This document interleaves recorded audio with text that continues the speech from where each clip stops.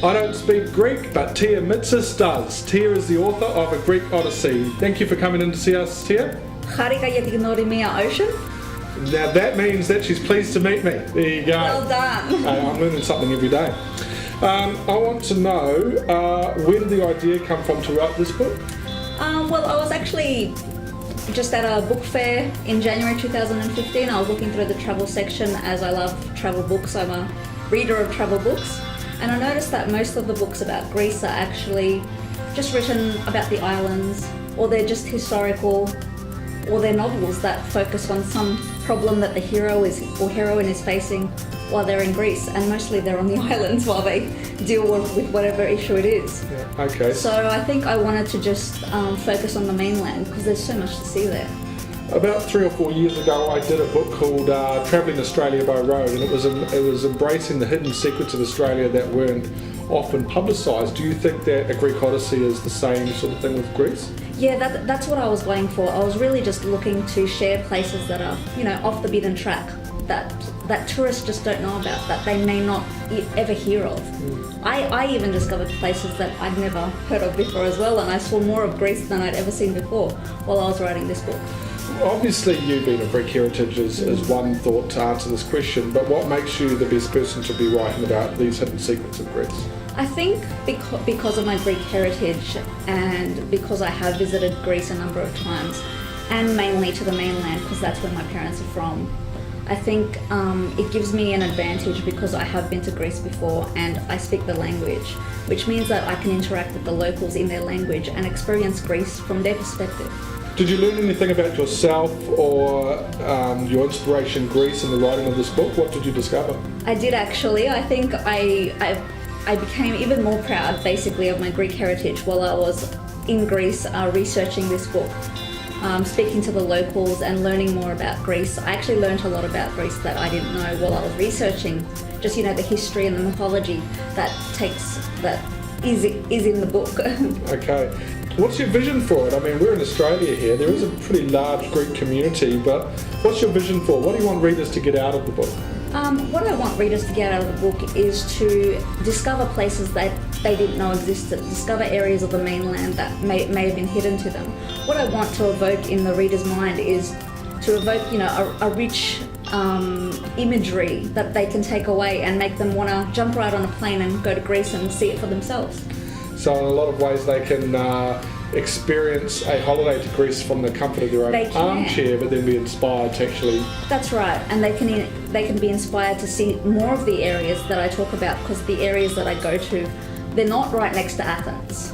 They're not as easy to get to as Athens and the islands, but that's why people miss out, because they don't stray far off the beaten track, as we call it. Yeah, I think that's a good point. I just thinking of a holiday I took about 2 or 3 years ago, and we went to the Pacific Islands, and we get off the ship, and there's a whole lot of people there, tourists obviously, that are with us, and they're all following this path. And I said to my wife, let's do something different.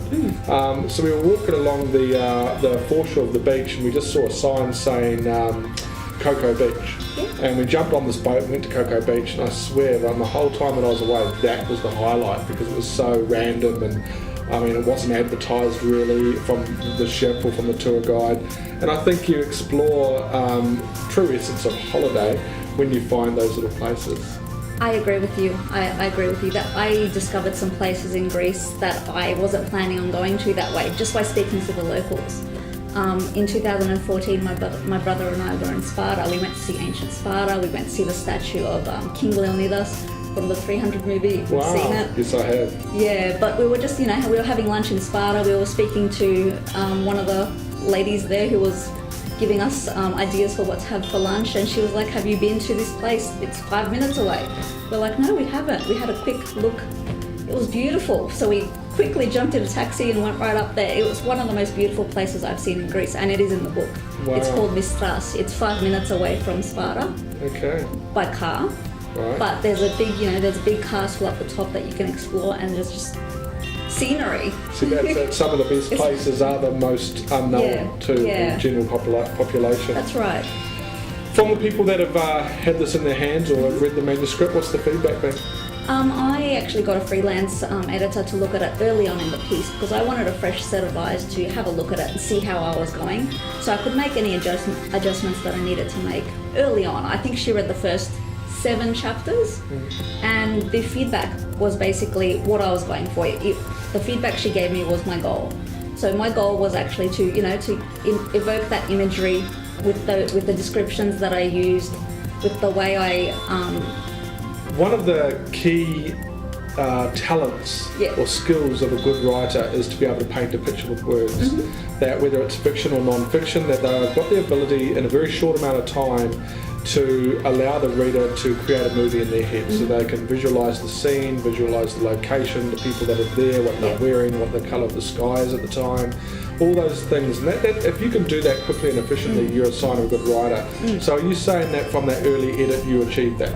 Well, yeah, she told me that the descriptions were rich and it made her just want to jump on a plane, and that's what I was going That's for. what you're going for. You are. So I think with your market being, it's quite broad. You're getting a lot of, like, I'm in New Zealand. yeah, So my wife, when she thinks Greece, she thinks Greek islands, and it's on the bucket list that I have to take her there. But reading something like this might open her mindset up to other locations there. Yeah. So you've got that market, and you've also got the Greek community. And I think in both cases, even for people that have been back home and that they know these places, you're probably likely to invoke a feeling of wanting to return and revisit. yeah. I hope so. That is my goal. I want people to learn more about Greece, to realise that it's more than just what they see on the evening news of economic turmoil or whatever the news decides to say is happening in Greece. Well, ever since you've been working on your book here, prior to that, that's all I thought about with Greece was what happened with the finance. Yeah. Since you gave us your manuscript, Yeah. I've forgotten completely about it because what you've painted here is so beautiful, picturesque, and alive. I'm glad. Yeah, and that's a really good thing for the general community to also know that it's not all doom and gloom over there. No, and I actually spoke to locals while I was over there, and I asked them about how it affects them, because just before I went, that was the time it was at its worst. I think 6 weeks before I went, the banks were closed. So it was a little bit stressful leading up to the trip, but it was really lovely while I was over there, and you really don't feel it much while you're there. You didn't have any challenges because of that when you were there? No, I didn't. And when I was speaking to the locals about it, obviously it does affect them. It affects their finances, it affects everything about the way they live their lives. But while I was speaking to the people in the rural communities, actually, they told me it affects them differently. Okay. Yeah. How? Well, they were saying because they live in a rural community and they have their own gardens and farms, they don't worry if the supermarket's closed. They can feed themselves basically because they're self-sufficient. That's interesting. That was interesting for me, that they don't worry about it the same way. As they what still we would. worry about it, but not in the way that someone in the city might worry about it. Because they grow their own food, they have their own juices, they make their own wines. Interesting. Okay, you've written 2 books. This is your second book, When Study Goes Wrong. And before we ask my final question, how did that go, and what inspired you to write that book? I think the inspiration behind When Study Goes Wrong was my own experience as a graduate who wasn't able to find a job in my field of study. Right. So I think it came from that feeling, that experience, and I just wanted to find out if there were more graduates like me. You did extremely well with that. I believe that was how we first connected, was through the publicity behind that book. Yeah. So congratulations on that. Thank you very much.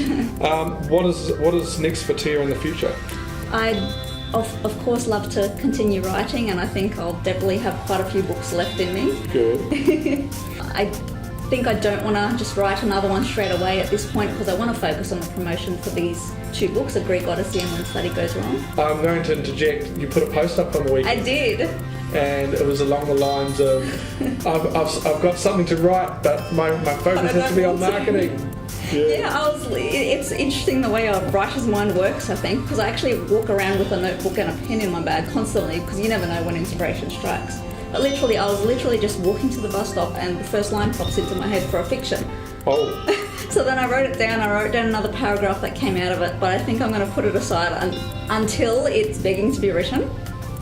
Okay. And until I can give my full attention to this beautiful book right here. Absolutely. So on that, I think that if you look at the next 3 to 4 months and you focus heavily on the marketing and promotional campaign, And once you've got a bit of a flow on and some traction, then set a bit of time aside to take that line a little bit further. Maybe, yeah. I want to thank you very much for coming in and talking about your book. And for any of you guys that would like to get a copy of Tia's new book, A Greek Odyssey, it's available on Amazon, it's available on the in-house bookstore, and on Tia's website, which is across the bottom of the screen at the moment. So check it out and have a holiday from the comfort of your armchair. Thanks, Tia. Thank you very much, Ocean. See you guys.